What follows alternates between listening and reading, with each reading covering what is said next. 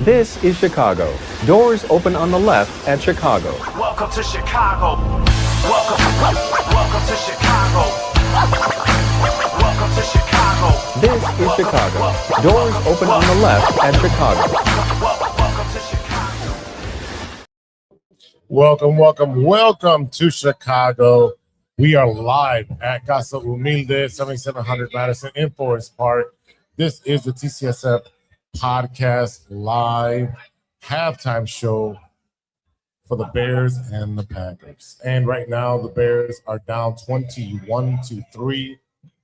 And it's not looking good, boys. It is not looking good. Only 3 points in the first half, giving up 21 in the first half. We got a little bit of feedback. All right. We got 122 total yards. Yeah, no, him. It's him? Yeah, that's fine. All right.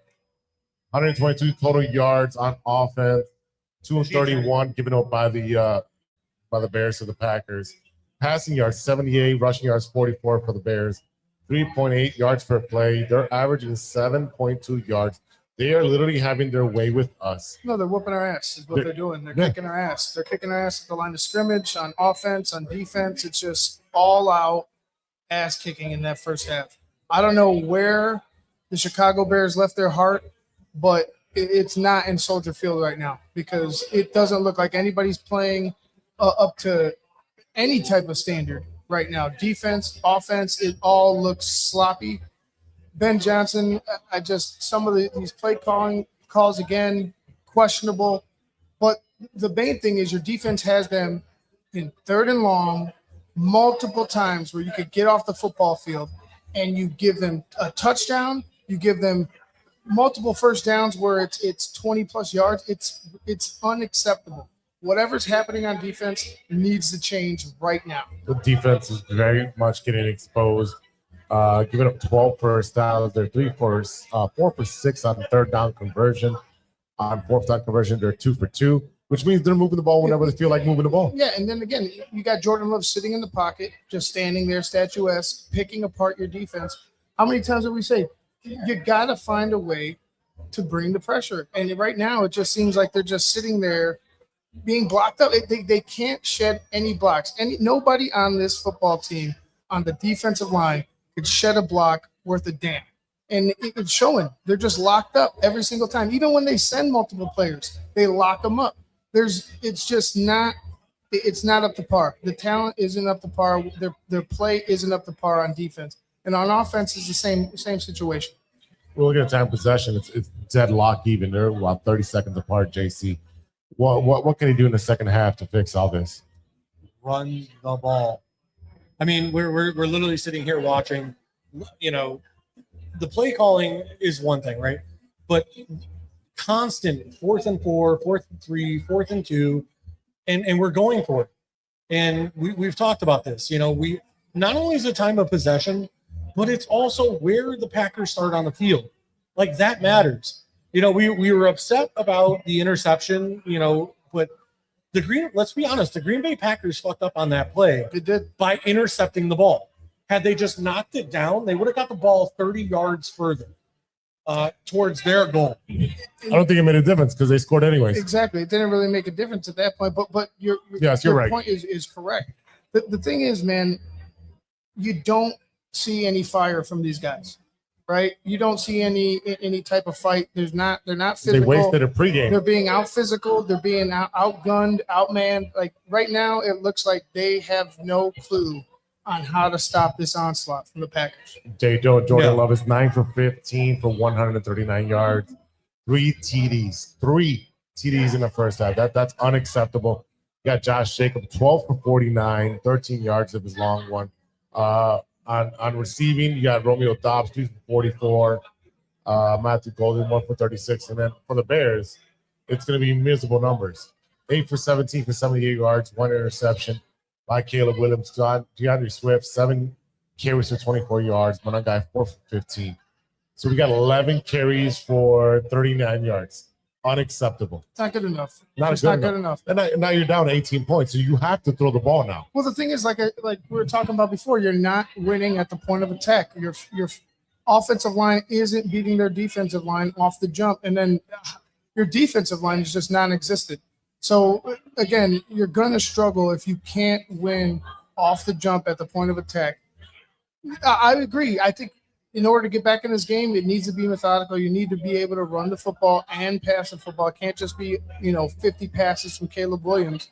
But again, if you can't get off the football field when you have them in third down, fourth down, you're not going to win a ball game, man. It is what it is. They're going to continue to do what they do because they're getting opportunities to do it. Yeah, no, we've had a couple injuries already as well.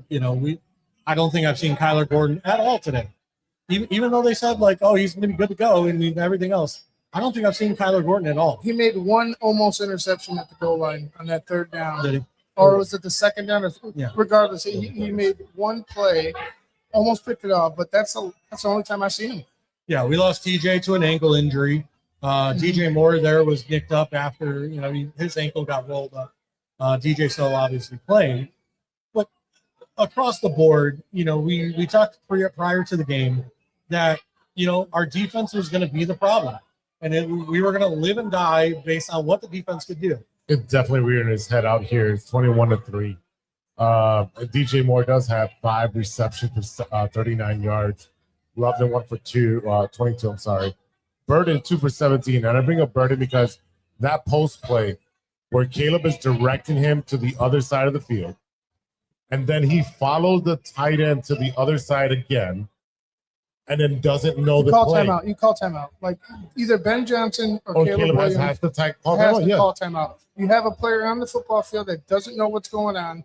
It obviously it could break everything, and it did. It could break the entire play, and it did. Because one guy doesn't know his assignment. That's what happens. That's what happens when you're not prepared. Where are our tight ends? Where's Cole Kmet? Where's Loveland? Where's the use of the tight ends to accompany the run? Where's that happening? I don't know. I just feel like they're not able to do anything if you don't get any push, right? It doesn't matter what group, the receivers, the tight ends, the running back, if the offensive line doesn't get a push, they're not going to do anything. They're not going to do much. Caleb's going to struggle because he's going to have pressure.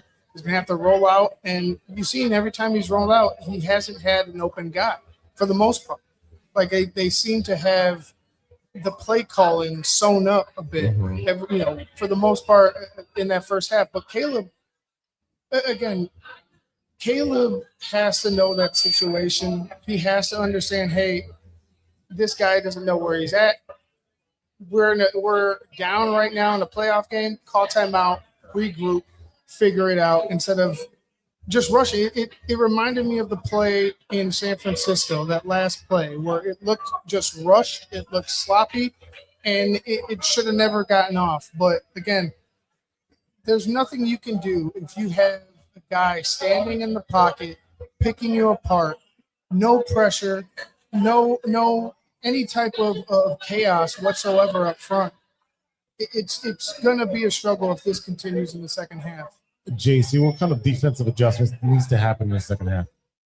Honestly, I couldn't even tell you because I don't think we have the players to make the adjustments. I mean, we have to call it what it is. I mean, we've been talking about all season that, we've been playing with house money, that the Bears have outperformed what all of our expectations were. But now with TJ Edmonds out, with the defensive line just getting gashed, with Ray McLeod out there just giving up wide open touchdowns, it's going to be hard. I mean, and listen, Dennis Allen, I got to put this on him too. This is on his play calling as well. You got guys like pick plays and rollouts for 3. How many guys are wide open in the flat? Christian Watson, I mean, like a little 3-yard rollout takes it for a touchdown. Yeah. Takes it almost 30 yards for a touchdown. Almost 30 yards for a touchdown. Yeah, this is not the team we saw all year. And then I've sit there and watched, like, there's a pass play where, a running back catches the ball and Brisker stands 5 yards away. Instead of attacking and tackling and not giving up the first down, he gave up the first down and then knocked the guy out of bounds. Like, Yeah, also there's no effort. The point of attack also, they're not going straight to the player. They're going to and I get it. You try to get to an angle, but at the same time, we got to limit these guys to small yards, and they're not doing that. We're getting big yards after big yards after big yards on running plays, on passing plays. It looks like they do whatever they want. When they can be open whenever they want. It's If you allow a receiver to run for 5, 6, 7 seconds down the field while your quarterback has no pressure, Jalen Johnson is getting they will get open left and right. They will get open. If you have if you don't move him off his mark, he could literally stand in one spot and throw it to whoever he wants. You just got to generate pressure, man. I don't know where they're going to find it in the second half. I don't know, but Tyreek Stevenson did use his helmet accidentally caused that fumble. Way to use your head, Tyreek. Well, I wish the ball would have went out of bounds. Yeah, it would have went out of bounds. It would have been great, but again, I mean, the only guy that I could talk about on the defense right now is Austin Booker. yes, He's giving that first. He's been a He is dog. the only guy on the defense right Been a- now. been a- That, ball but it's hog. just not enough. Again, it's just not enough. it's definitely not enough. We need Austin Booker to be kind of a accessory to the rest of the guys on the defensive line to get to pressure. Montez Sweat and everybody else needs to step up their game. Again, we are live at Casa Humilde. It is a jam-packed house. Standing room only. Look at them. Yeah, there you go. It is standing room only all the way to the back. There we go. There we go. We got some fans over there. And, the Bears need to definitely take care of business in the second half.